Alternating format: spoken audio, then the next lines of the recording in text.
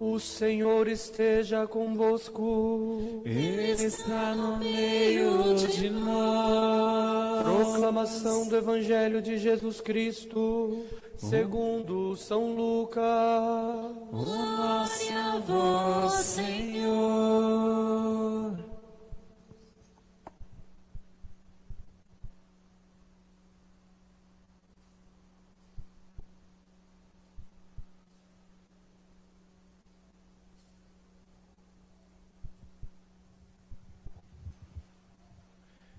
Naquele tempo, os 2 discípulos contaram o que tinha acontecido no caminho e como tinham reconhecido Jesus ao partir o pão.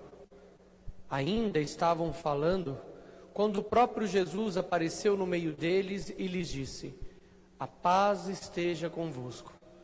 Eles ficaram assustados e cheios de medo, pensando que estavam vendo um fantasma. Mas Jesus disse: "Por que estáis preocupados e por que tendes dúvidas no coração?" Está errado.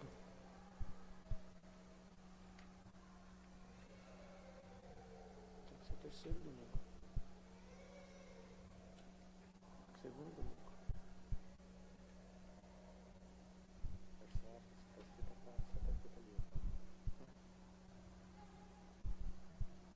Mas Jesus disse: "Por que estáis preocupados e por que tendes dúvida no coração? Vede minhas mãos e meus pés, sou eu mesmo, tocai em mim e vede. Um fantasma não tem carne nem ossos, como estáis vendo que eu tenho." E dizendo isso, Jesus mostrou-lhes as mãos e os pés. Mas eles ainda não podiam acreditar, porque estavam muito alegres e surpresos. Então Jesus disse: "Tendes aqui alguma coisa para comer?" Deram-lhe um pedaço de peixe assado. Ele o tomou e comeu diante deles. Depois disse-lhe: "São estas as coisas que vos falei quando ainda estava convosco. Era preciso que se cumprisse tudo o que está escrito sobre mim, na lei de Moisés, nos profetas e nos salmos." Então Jesus abriu a inteligência dos discípulos para entender as Escrituras e lhes disse: "Assim está escrito: o Cristo sofrerá e ressuscitará dos mortos ao terceiro dia, e no seu nome serão anunciados a conversão e o perdão dos pecados. E todas as nações, começando por Jerusalém, vós sereis testemunhas de tudo isso." Palavra da salvação. Glória a vós, Senhor.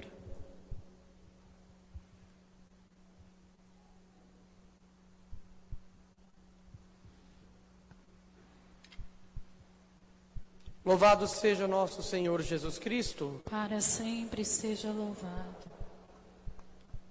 Queridos irmãos e irmãs, nosso Deus, no dia de hoje, Ele nos convida a vivermos a experiência do testemunho. Somos chamados a testemunhar a graça, a testemunhar a ressurreição, a testemunhar a vitória de Jesus sobre cada um de nós. Nós somos convocados por Deus a darmos testemunhas de que Deus ressuscitou, de que Jesus venceu a morte, de que Jesus vivo está. Esta é a nossa missão. No entanto, meus irmãos, para nós podermos ver Jesus Cristo, para nós podermos compreender a ressurreição, para nós podermos compreender o chamado de Deus, compreendermos as Escrituras, nós precisamos ter em nós o Espírito Santo que abre a nossa mente para entender a palavra de Deus. Sem o Espírito Santo é impossível entender o Evangelho. Somente e tão somente com o Espírito Santo sobre nós, nós seremos capazes de compreender a ressurreição e também a morte de Cristo, por cada um de nós. Por isso, meus irmãos, para que o Espírito Santo tenha liberdade de agir dentro de nós e de fazer a sua obra acontecer em nosso coração, em nosso peito, em nossa vida, nós precisamos, primeiramente, confiar no Senhor, confiar na obra de Cristo. Então, temos duas coisas aqui. Primeiro, é o Espírito Santo quem abre a nossa mente para compreender as Escrituras, compreender o Evangelho, compreender a mensagem de Deus.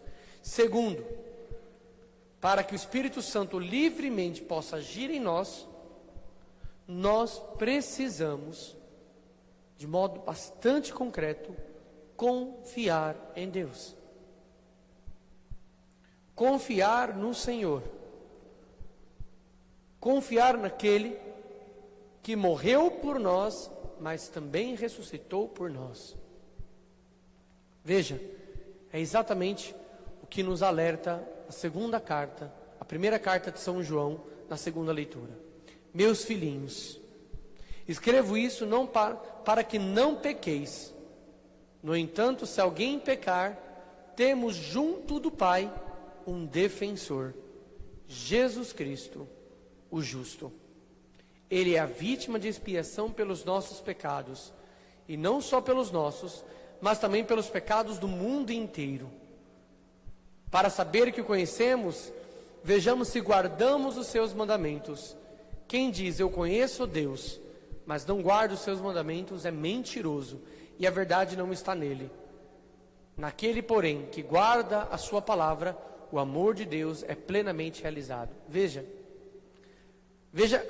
como São João nos chama a confiança naquele que é o justo, o defensor diante de Deus.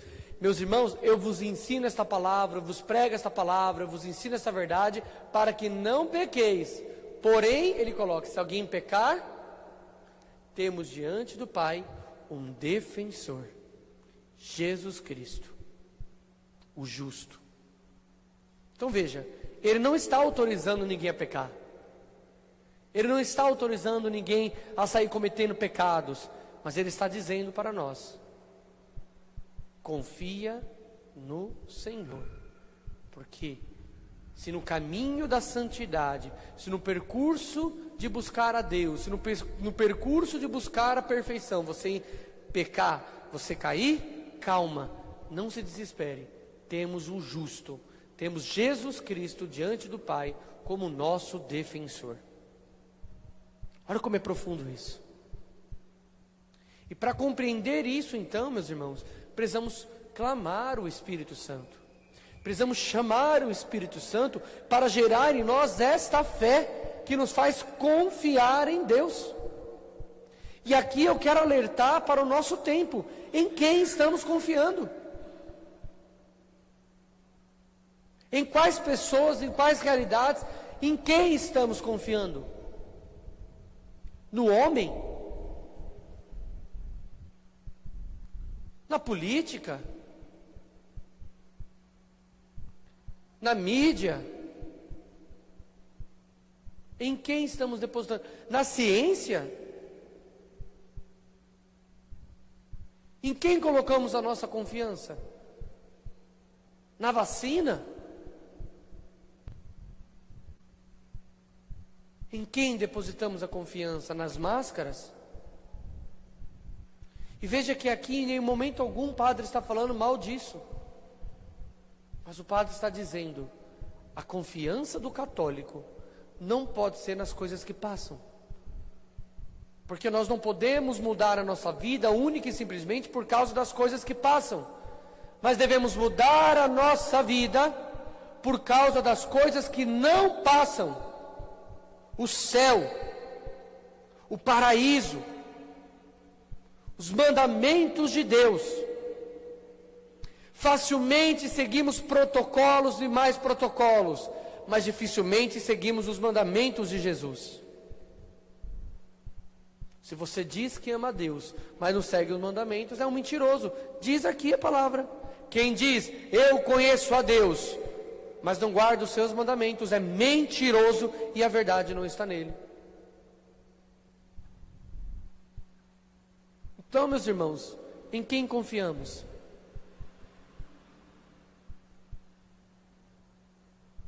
Nossa confiança tem que estar única e exclusivamente no nome do Senhor Jesus. Foi Ele quem disse: se pegares de cobra e fores picados por escorpião, se tomares veneno, não morrereis. Foi Jesus quem disse. Foi Deus que disse no Salmo 90: eu enviarei anjos para vos guardarem pelos seus caminhos, para não pisares em alguma pedra. Em quem nós confiamos, irmãos?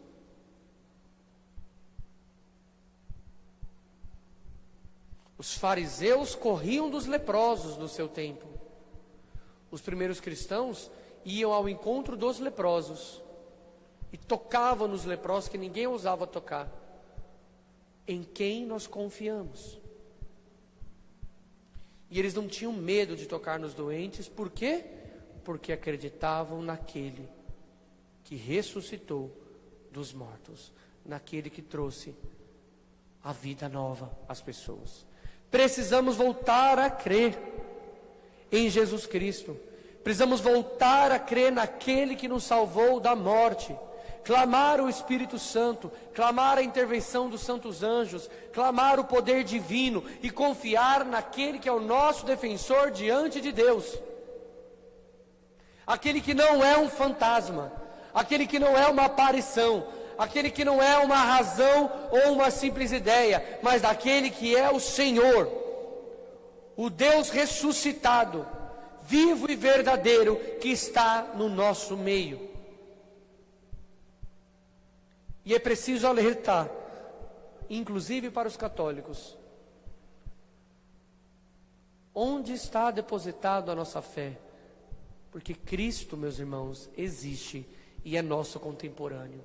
Ele vive no nosso meio, Ele vive perto de nós. Veja a primeira leitura. Pedro se dirigiu ao povo dizendo: o Deus de Abraão, de Isaque e de Jacó, o Deus dos nossos antepassados, glorificou o seu servo Jesus. Vós o entregastes e o rejeitastes diante de Pilatos, que estava decidido a soltá-lo. Vós rejeitastes o santo e o justo, e pedistes a libertação para um assassino.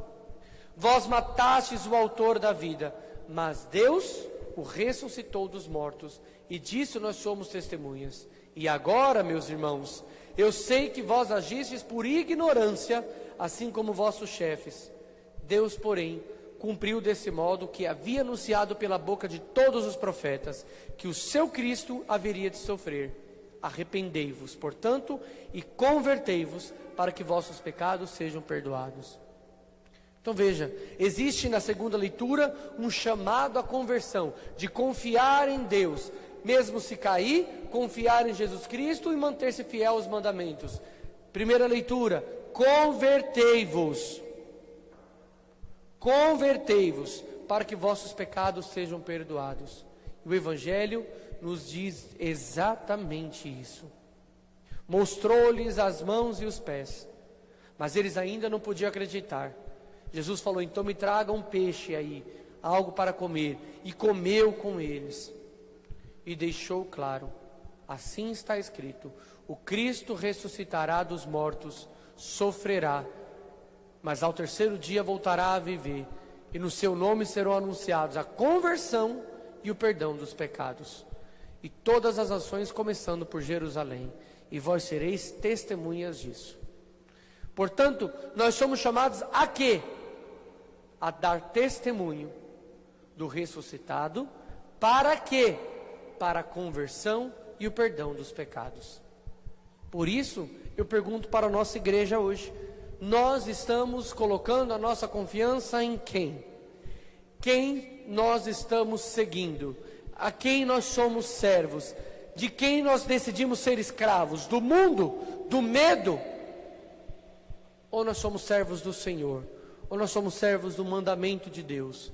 E se é assim, precisamos converter a nossa vida, converter o nosso coração, converter a nossa mente, converter tudo o que temos para sermos servos de Jesus Cristo, para darmos testemunhas de quem nós somos servos. Darmos testemunhas a quem nós servimos. E como eu sei que nós somos verdadeiros servos de Deus? Basta seguir o ensinamento da segunda leitura. Vejamos, para sabermos que o conhecemos, que estamos seguindo, diz São João, vejamos se guardamos os seus mandamentos. Então, como é que eu sei que eu de fato sou um servo de Deus? Como é que eu sei se de fato eu estou seguindo os mandamentos de nosso Senhor? Pelo modo como vivemos. Eu sempre falo isso. O modo como vivemos dá testemunho do Deus a quem nós servimos. Pensa nisso. O modo como eu vivo, o modo como eu me visto, o modo como eu converso, o modo como eu caminho, o modo como eu sou, dá testemunho do Deus a quem eu sirvo. Então tomemos cuidado, meus irmãos. Porque eu só sou uma coisa na igreja, eu só sou uma coisa dentro de casa. Se eu digo que eu amo a Deus, mas minha vida não corresponde a isso. Se eu digo que eu perdoei, mas ajo somente por vingança. Se eu vivo uma duplicidade de vida, nós não servimos a Cristo, mas servimos ao demônio, que é o pai da divisão, o pai da mentira, o pai da hipocrisia. Mas se eu na igreja sou uma coisa, dentro de casa sou a mesma coisa que na igreja, com as pessoas eu dou testemunho, com o próximo eu dou testemunho, e assim eu vou. Eu vivo uma coerência de vida diante do Senhor. Se eu sei renunciar coisas diante do mandamento, se eu sei viver a santidade, então de fato eu sou um servo do Senhor. Se eu sei sofrer as tribulações com alegria, não com murmúrio, se eu não sou orgulhoso, não sou preguiçoso, não sou guloso, não sou vaidoso, não sou avarento, não sou luxurioso, não sou irado, se eu sei vencer, e apesar dos pecados eu confio naquele que está diante de Deus me defendendo, então eu sei a quem eu servo, eu estou servindo, eu sei em quem eu depositei a minha confiança. Meus irmãos, que isso fique claro para nós. O modo como eu vivo, o modo como eu vivencio a palavra, o modo como eu testemunho, o modo como eu sou, o modo como eu caminho, ou seja, o modo como eu vivo, dá testemunho do Deus a quem eu sirvo. Pensemos nisso. Você que está em casa nos assistindo, faça essa pergunta. O modo como você vive dá testemunho do Deus que você professa na fé? O modo como você acorda, o modo como você vai dormir, o modo como você trabalha, o modo como você dorme, né? O modo como você come, o modo como você se relaciona com as pessoas, dá testemunho do Deus a quem você crê? Pensemos nisso. As obras podem até não ser fundamentos de salvação, mas sem elas, sem as santas obras, é impossível testemunhar a fé. São Tiago diz: mostra-me a tua fé sem as obras, que eu te mostro a minha fé pelas obras. Portanto, lembremos, o modo como eu vivo dá testemunho do Deus a quem eu sirvo. Convertamo-nos, vamos crer no Evangelho e deixamos a palavra de Deus purificar a nossa mente, o nosso coração, a nossa ação. Conversão da mente não significa conversão da vontade. Precisamos converter a mente, mas converter a vontade, para que a vontade nos impulsione a uma vida nova. E aí nos leve a ações convertidas, a ações de filhos de Deus, dos santos do céu. Louvado seja nosso Senhor Jesus Cristo.